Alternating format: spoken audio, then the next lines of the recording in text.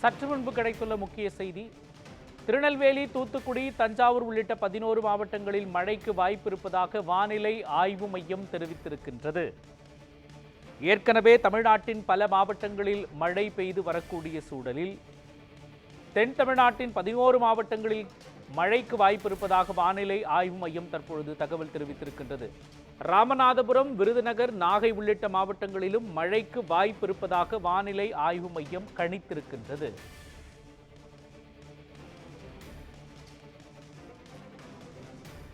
திருநெல்வேலி, தூத்துக்குடி, தஞ்சாவூர் உள்ளிட்ட 11 மாவட்டங்களில் மழைக்கு வாய்ப்பு இருப்பதாக வானிலை ஆய்வு மையம் தெரிவித்திருக்கின்றது.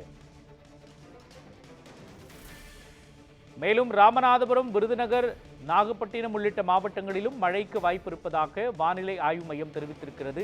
ஏற்கனவே பல மாவட்டங்களில் தற்பொழுது மழை நீடித்து வரக்கூடிய சூழலில் பல ஆறுகளில் வெள்ளம்